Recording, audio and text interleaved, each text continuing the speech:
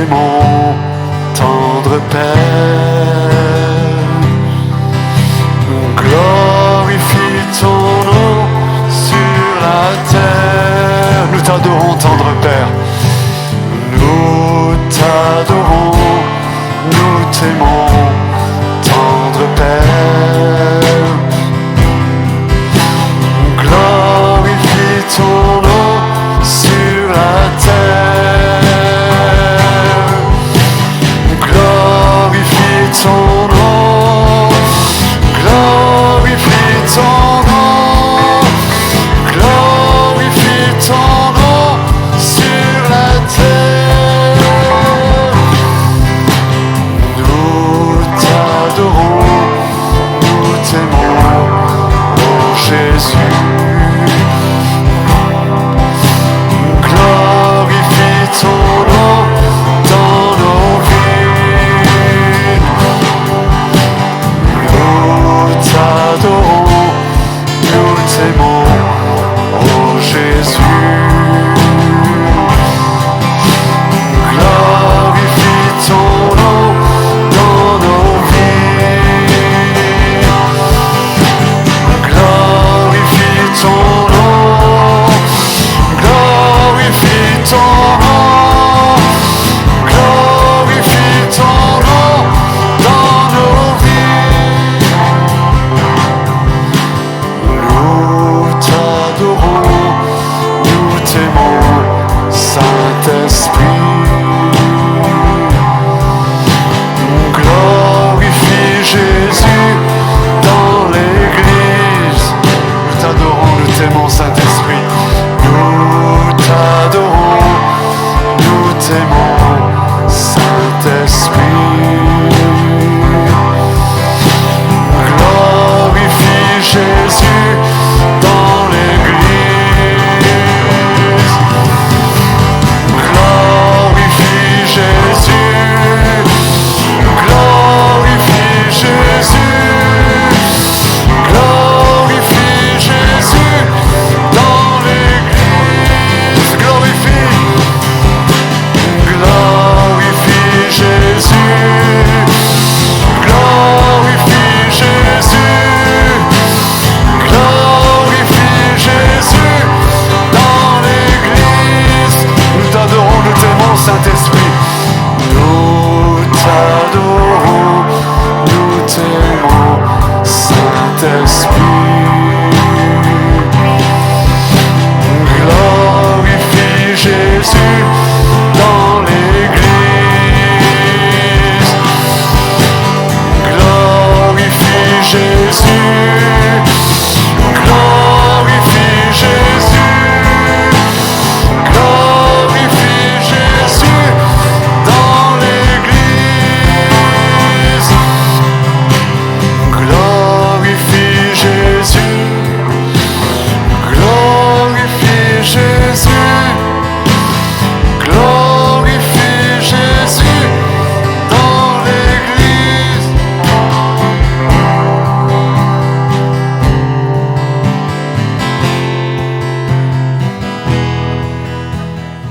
Alors je vous invite mardi soir, je veux bien les annonces Geneviève, mardi soir à venir nous rejoindre. Si vous n'avez pas encore noté sur votre agenda, on a une soirée spéciale de prière pour les malades. Et si vous pouvez aussi jeûner pour cette soirée-là, venez nous rejoindre.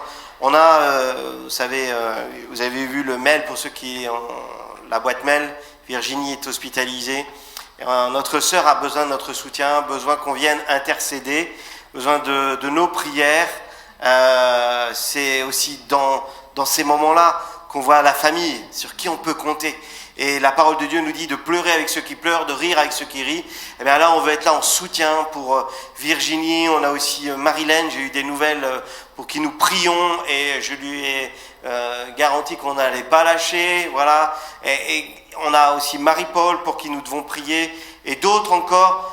Soyons au rendez-vous pour prier et intercéder mardi soir à partir de 20h. C'est important, c'est aussi dans ces moments-là où nous nous accordons, c'est ce que dit la parole de Dieu, accordez vos cœurs, accordez-vous à demander la même chose en mon nom. Alors je vous rassure, on ne va pas faire non plus les foufous.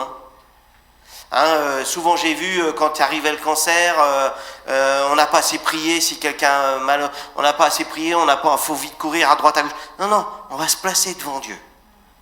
Aujourd'hui, les repères sont bousculés, il y a plein de choses, des bêtises, des tas de bêtises qui circulent. Ce qu'on va faire nous, c'est pas mieux que les autres, mais c'est se plonger encore plus dans la parole de Dieu.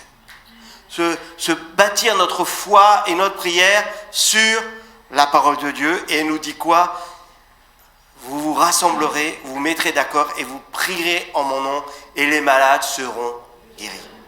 Voilà ce qu'on veut vivre. Et on veut vivre ce que la parole de Dieu nous dit. Donc rendez-vous mardi prochain. Juste, j'ai oublié de dire merci de respecter les règles sanitaires. Dans cette idée-là, il y a un sens de circulation. C'est juste là pour la fin du culte. Et en même temps, vous avez donc la panière pour les offrandes. Merci pour votre fidélité. Le marché, mardi et vendredi à Saint-Servant, mercredi à Paramé. Merci pour l'aide alimentaire aussi auquel vous participez en déposant à l'entrée quand vous faites un petit peu de courses, un petit peu plus, pour mettre dans l'étagère de la cuisine pour ceux qui ont besoin. Je sais que c'est utile. Encore eu des personnes qui ont eu besoin cette semaine à qui j'ai pu dire « Venez vous servir, il y a ce qu'il faut ». Merci à tous ceux qui s'occupent de l'entretien, que ce soit ici dans les locaux ou à l'extérieur pour les espaces verts. On a besoin de chacun d'entre vous. Et puis, une annonce aussi importante. Vous voyez affiché Thierry en train d'alimenter sur les murs de l'église des témoignages de l'église persécutée. Donc, vous pouvez en prendre connaissance ou aller aussi sur le site de Porte Ouverte, l'église persécutée. Parce qu'ici même, nous aurons le 31, donc une soirée à 19h30, le samedi 31 octobre, à 19h30, une soirée en live avec les chrétiens persécutés de par le monde. Donc ne manquez pas cette soirée. Si vous ne pouvez pas être là, il y aura un lien aussi qui vous sera transmis. Vous pourrez le regarder en famille à la maison, participer aussi. Mais ça sera en tout cas le 31, une soirée en live avec ce sujet de l'église persécutée. Et on aura ici même un temps ensemble de prière pour nos frères et sœurs qui sont persécutés à cause de la foi. Voilà, on va partager la parole de Dieu. C'est Pierre-Yves ce matin qui va partager ce que le Seigneur a mis sur son cœur. Prions et soyons prêts à recevoir cette parole. Je souhaite partager avec vous, vous savez, souvent on se pose la question, comment peut-on servir Dieu ? Et la parole de Dieu nous dit qu'il y a le fruit de l'esprit, c'est évident. Vous connaissez bien quand on a étudié fruit par fruit, en tout cas chaque domaine du fruit de l'esprit. Mais également, la parole de Dieu nous demande de vivre ou de renforcer ou de travailler à un certain nombre de qualités qui sont utiles. Non seulement utiles, mais indispensables. Et ce matin, j'aimerais simplement reprendre avec vous 2 qualités qui sont utiles pour notre service dans l'œuvre de Dieu tout simplement. Que ce soit dans notre vie de tous les jours, ou bien que ce soit avec des frères et sœurs, 2 qualités essentielles. La première, c'est le zèle. Donc on va commencer par celle-là. Et puis la deuxième qualité importante aussi, c'est la stabilité. Et on va prendre l'une après l'autre, tout simplement. Le zèle. On a entendu parler du zèle de l'Évangile, le zèle pour transmettre l'Évangile. Le zèle, ça peut être aussi le courage, ça peut être la volonté qui est mise en action, ça peut être l'énergie, le dynamisme, ça peut être tout ce qui nous donne un petit peu cette idée d'aller de l'avant. Et ce zèle, ça semble une qualité évidente pour transmettre l'Évangile autour de nous, mais aussi dans notre vie de tous les jours. Et puis bien entendu, en tant que serviteurs, que servantes de Dieu, on est tous des serviteurs, on est tous des servantes de Dieu, ce zèle est indispensable. Vous savez, vous connaissez cette parole quand Paul dit « rachetez le temps ». Un petit peu comme si il y a 2 manières de concevoir le temps, de le laisser filer, de le laisser couler de manière un petit peu linéaire, mais sans vraiment rendre ces instants qui passent féconds. Et Paul probablement avait conscience aussi qu'il avait gaspillé du temps lorsqu'il persécutait les chrétiens, bien entendu. Et c'est pour ça qu'il a envie je pense qu'il aurait aimé avoir des journées de 48 heures, lui. Nous, quelquefois, on se plaint, mais Paul, je pense, devait être dans le même état d'esprit. Il devait probablement regretter que les journées n'avaient que 24 heures. Tellement on le voit motivé, courageux, dynamique, en train de mettre sa volonté en action autant qu'il est possible de faire, de manière inépuisable. Et Paul passait son temps, donc, il avait ce zèle pour transmettre l'Évangile. On va lire tout de suite dans 2 Timothée 4, 2, cette idée selon laquelle nous n'avons pas de temps à perdre. Le temps que nous donne le Seigneur est précieux. Et il ne s'agit pas de le gaspiller. On a tous, et quelquefois on le dit volontiers, on est tous égaux en dehors de notre vie de tous les jours, de notre tempérament, de nos caractères, tout ça, ça peut varier, mais on est tous égaux devant le Seigneur et devant nos frères et sœurs, on a tous 24 heures chaque jour. Alors voilà ce que dit Paul. Paul dit « prêche la parole, insiste en toute occasion, favorable ou non, reprend, censure, exhorte avec toute douceur et en instruisant. » Voilà ce que nous dit un homme qui est dynamique, qui est motivé. Au-delà même de motivé, je dirais même il est passionné. Et il ne veut pas que son temps, ou en tout cas le temps que le Seigneur lui donne, soit gaspillé. Parfois, on voit des personnes qui semblent s'intéresser à l'œuvre de Dieu, et puis, d'une certaine manière, trouvent des excuses chaque fois qu'on leur propose de s'engager, au motif que ces personnes ne seraient pas suffisamment bien formées ou compétentes, ou tout simplement n'auraient pas le temps. Combien de fois on entend cette excuse « je n'ai pas le temps ». Mais on a tous le temps.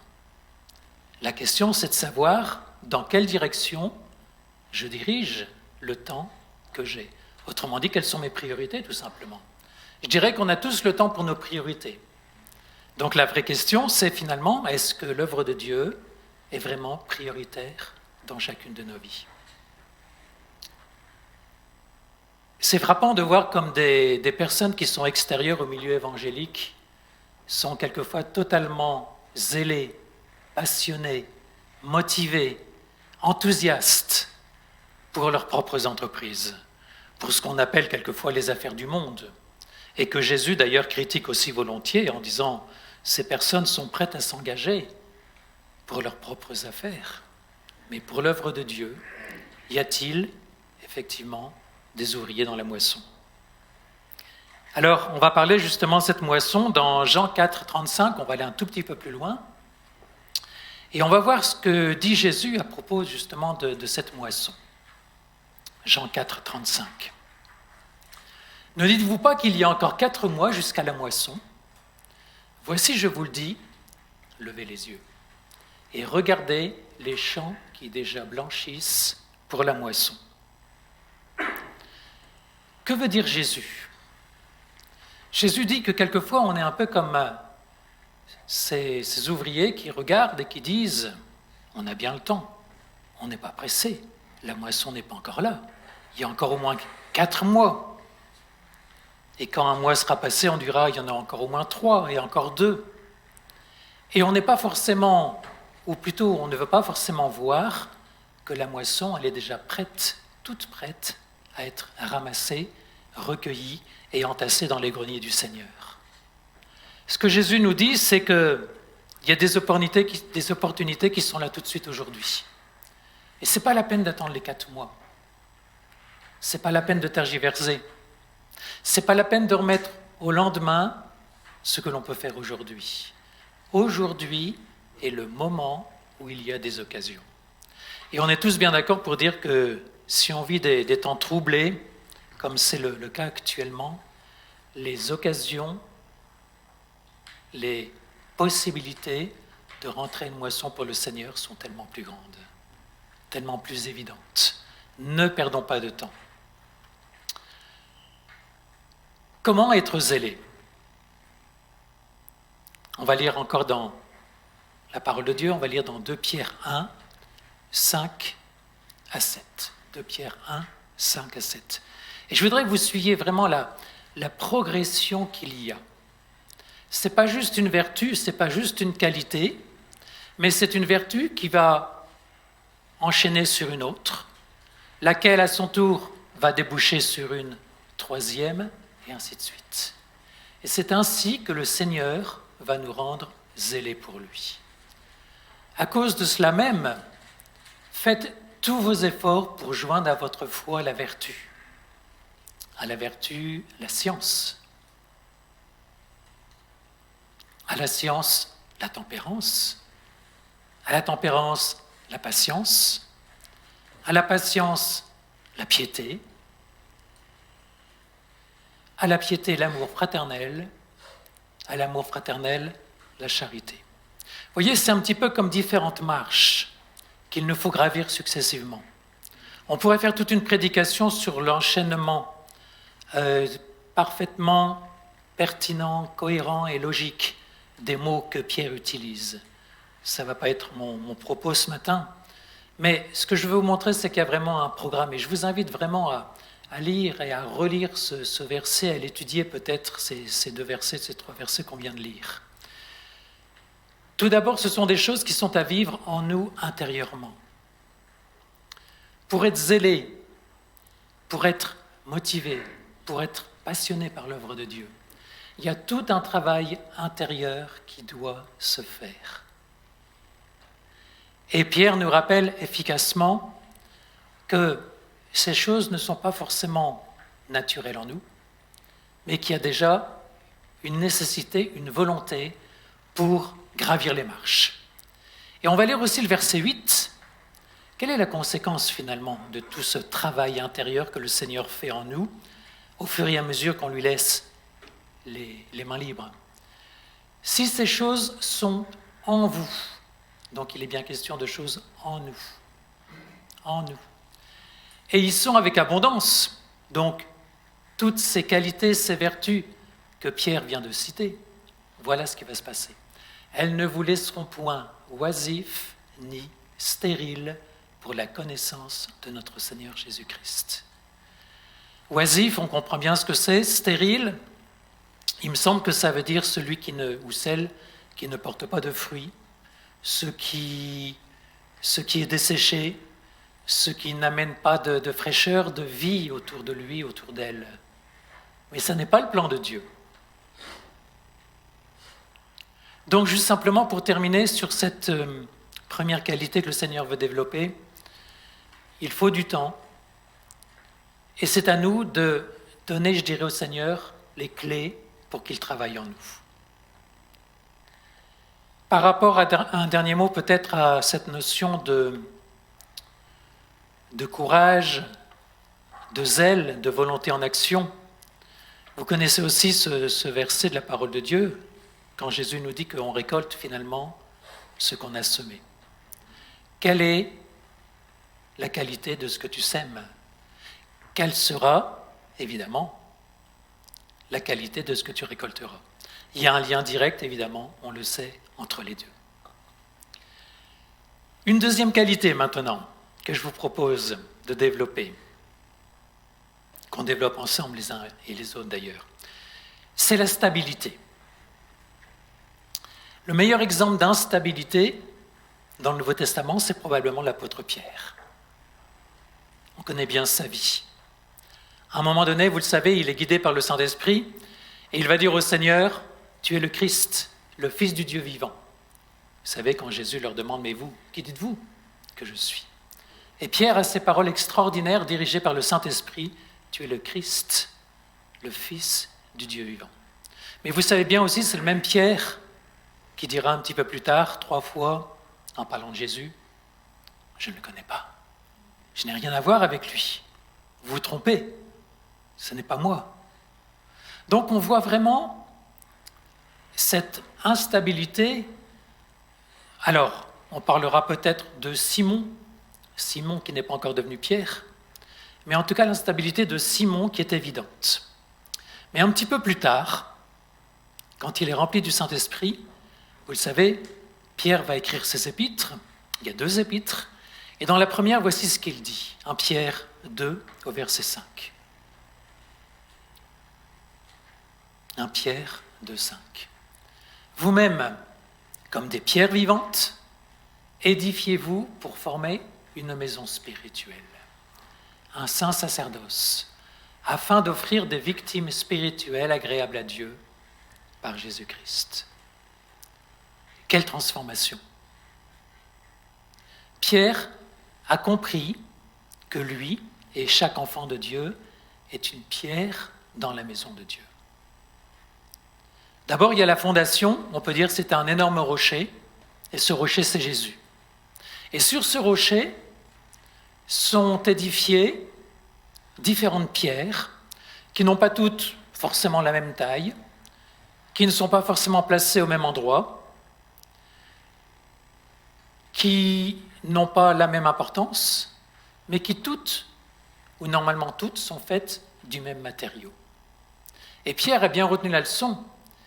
Il a compris que son instabilité ne pouvait pas persister s'il voulait servir Dieu. Il a compris qu'il fallait passer par une transformation. Et c'est pour ça qu'il va écrire, justement, ces textes où il montre qu'il est désormais non seulement zélé, comme on disait tout à l'heure, mais qu'il devient stable.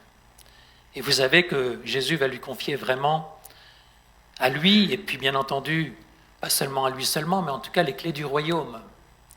Il va dire à Pierre aussi en particulier, ce que tu liras dans le ciel, vous connaissez la fin, ce que tu liras sur terre sera lié dans le ciel, et ce que tu vas délier sur terre sera également délié. Jésus lui donne des responsabilités. Jésus nous donne des responsabilités. Pourquoi ? Parce qu'il attend de nous que nous soyons stables, que nous soyons ancrés vraiment sur le roc, sur le rocher. Le vieux Pierre, ou le vieux Simon, comme vous voulez, il était parfois enthousiaste, mais le moment d'après, il était dépressif et il pleurait. Il pouvait être courageux, mais le moment d'après, il était craintif. Il fuyait. Il pouvait apparemment être sûr de lui à certains moments, mais à d'autres, il manquait totalement d'assurance. Il pouvait être sincère, et à d'autres moments, il pouvait être hypocrite. Et même lorsqu'il est établi, et lorsqu'il enseigne, et lorsqu'il a un ministère, vous connaissez bien quand Paul le reprend, parce qu'il lui dit que sa conduite avec les païens n'est pas juste. On pourrait encore parler, bien entendu, là-dessus, mais Pierre peut être à la fois sincère et puis hypocrite. Ça veut dire qu'il y a toujours des transformations qui ont besoin d'être faites, comme dans chacune de nos vies. Pierre peut être rempli de foi, et puis peut être aussi l'instant d'après totalement incrédule. Le Seigneur va devoir briser, façonner, transformer, modeler Pierre pour en faire un serviteur de Dieu. Et je pense que ça pose tout simplement la qualité finalement dans chacune de nos vies de ce que nous sommes. Quel est notre véritable attachement pour Jésus ? Est-ce que parfois ça n'est qu'un attachement sentimental, comme celui de Pierre à certains moments ? Est-ce que nous avons aussi peut-être l'illusion de sembler parfois le connaître, mais ça manque de racines, ça manque de profondeur ? Est-ce que nous sommes même peut-être dépendants de nos sentiments, dépendants des circonstances, dépendants des événements autour de nous, qui font que notre enthousiasme pour le Seigneur, notre foi, notre consécration va varier d'un jour à l'autre, va dépendre des circonstances, va dépendre de notre état d'âme intérieur finalement. Et on voit bien que Pierre pouvait être sincère, mais Pierre pouvait également sincèrement se tromper, sincèrement être dans l'erreur, sincèrement se laisser guider par ses émotions, ses sentiments. Donc ce que je veux vous montrer, nous montrer, c'est que le Seigneur est vraiment à l'œuvre et que parfois on dit ce que l'on fait pour Dieu est important, mais je dirais ce que Dieu fait à l'intérieur de nous pour nous transformer, pour nous modeler, est également parfaitement important et parfaitement nécessaire. On doit laisser le Seigneur changer notre caractère. Et je dirais que plus on s'approche de Dieu, plus on a la perception, plus on a la compréhension que finalement, il y a encore un tel chantier à faire. Alors, je voudrais dire deux choses. Réjouissons-nous de ce que le Seigneur peut faire au travers de nous. Réjouissons-nous de son œuvre dans les frères et les sœurs, quand on voit comme il les transforme et quand on voit des frères et sœurs qui grandissent, qui progressent, qui aiment Jésus. Mais en même temps, réalisons aussi que nous sommes aussi nous sommes nous-mêmes un chantier dans lequel le Seigneur veut transformer. Veut transformer, eh bien, l'essentiel. Voilà, deux qualités, le zèle et la stabilité. Est-ce que ce matin, nous pouvons dire « Je suis zélé pour le Seigneur, courageux, motivé » Est-ce que ce matin, je peux dire également « Je suis stable dans mon enracinement avec lui, ancré sur la parole, mais également je suis stable dans mes sentiments, dans mes pensées, dans mes raisonnements » Ou bien est-ce qu'un petit coup de vent suffit à tout déranger, à tout modifier, à tout bouleverser peut-être? Et le Seigneur, j'en suis sûr, veut développer en nous ces deux qualités, le zèle et la stabilité. Mardi dernier, pour ceux qui étaient là, on était une quinzaine, on avait trouvé une quinzaine peut-être de qualités que le Seigneur veut développer dans nos vies. Très rapidement. C'est pour ça que quand je vous dis ce matin le zèle et la stabilité, il n'y a pas que ça. Il y a encore bien d'autres choses que le Seigneur veut développer, transformer. Mais on avait noté être à l'écoute de Dieu, être objectif, être désintéressé, passionné, capable d'endurer, fidèle, sans compromis, rempli d'amour, discipliné.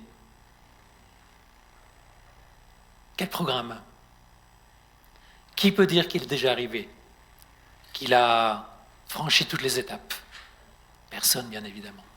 Mais le Seigneur désire vraiment travailler en nous et faire de nous une personne qui pourrait le servir de manière efficace. Mais avant tout, il y a cette œuvre nécessaire de préparation. Je voudrais qu'on lise 2-3 versets rapidement pour terminer. On les avait lus mardi, mais ils me semblent tellement importants. Philippiens 3, 12, 14. Voilà ce que dit Paul. « Ce n'est pas que j'ai déjà remporté le prix ou que j'ai déjà atteint la perfection. » Qui a remporté le prix? Qui a atteint la perfection ici ce matin? Pas moi, en tout cas.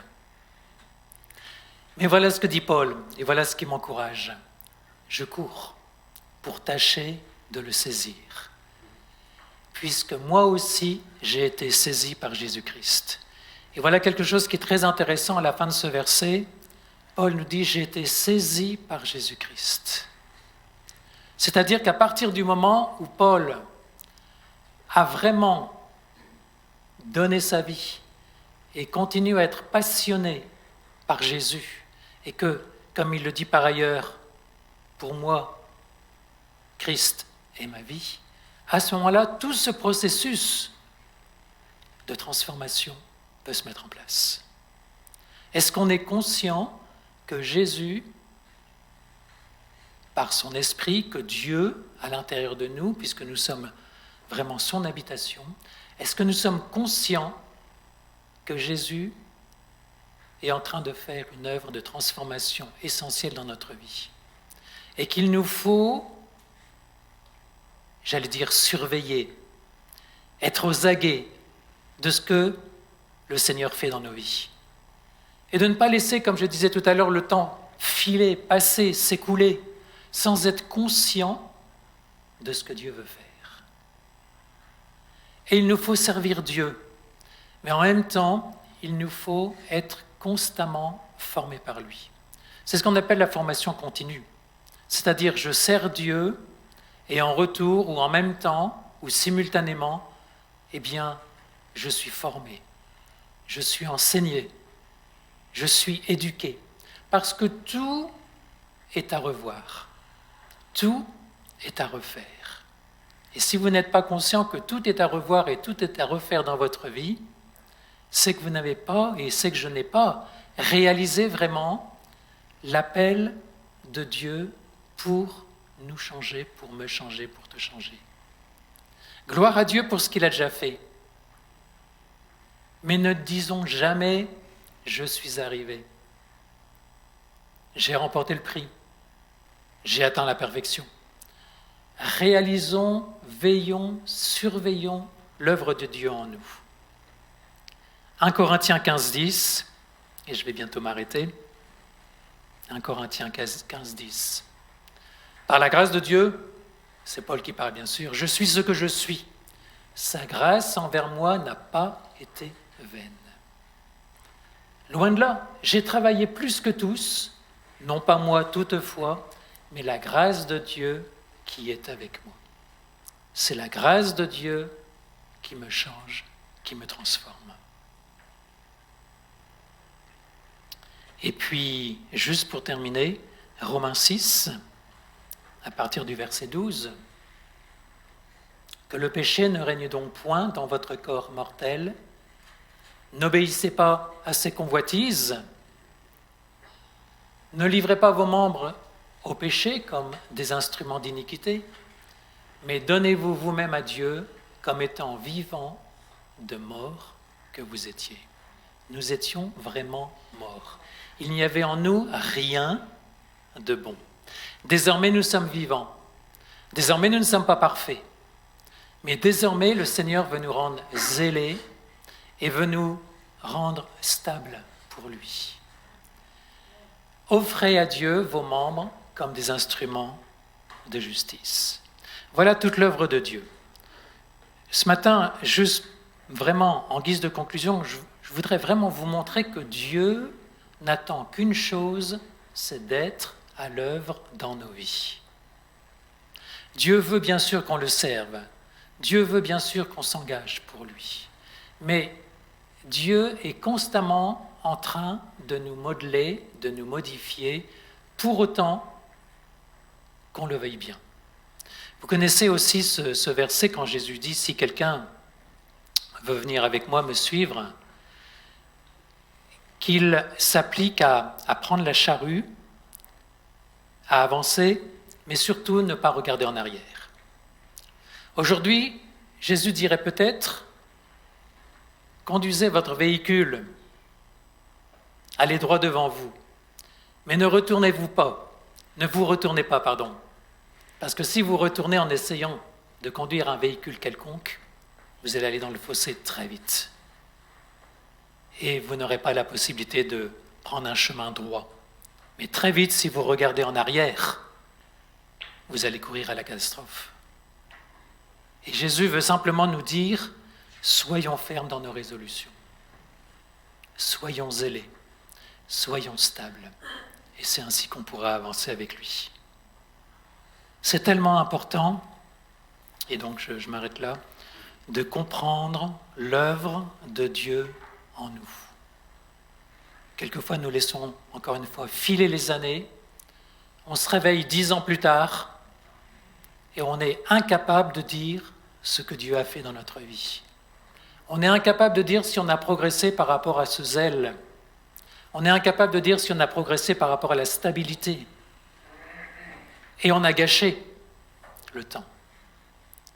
Paul nous exhorte encore une fois à racheter le temps. Et bien qu'on puisse les uns et les autres s'encourager par ces paroles. Et puis, il n'est pas question, bien entendu, de dire que l'un est supérieur à l'autre. Mais apprenons aussi à reconnaître dans nos frères et sœurs l'œuvre de Dieu, à les encourager, à dire « Je vois que le Seigneur est en train de construire quelque chose de beau dans ta vie. » On a besoin de cet encouragement. On a besoin du regard des frères et sœurs. Je vois que le Seigneur te rend de plus en plus motivé et passionné par son œuvre. Je vois que le Seigneur crée en toi de la stabilité, de l'assurance. Et encourageons-nous vraiment, dans le cadre de notre assemblée, à grandir les uns et les autres, mais ne pas simplement, je dirais de manière un petit peu individuelle et égocentrique, vivre notre vie avec le Seigneur et à s'enorgueillir. Ce n'était pas en tout cas ce que nous disait Paul, et Paul nous encourageait vraiment à être attentifs, à veiller les uns sur les autres, et puis à laisser Dieu construire en nous, avec les frères et sœurs, cette maison, qui doit être une belle maison, avec des jolies pierres, qui ont chacune leur rôle, et qui sont bien à leur place, au bon endroit, et bien posées comme il le faut. Je vous propose de prier. Seigneur, merci pour ton œuvre. Merci pour tes instructions. Merci pour les progrès que je vois aussi chez mes frères et sœurs. Et c'est encourageant, c'est réjouissant de voir des frères et des sœurs qui s'engagent, qui manifestent de plus en plus de zèle, de courage, de plus en plus de stabilité dans ton œuvre. Et je te prie vraiment que, ensemble, nous puissions nous encourager et réaliser que tu es l'architecte divin. Tu es le potier parfait dans nos vies. Que ton œuvre se développe et se déroule au milieu de nous et en nous de plus en plus, Seigneur. Nous t'en prions ensemble.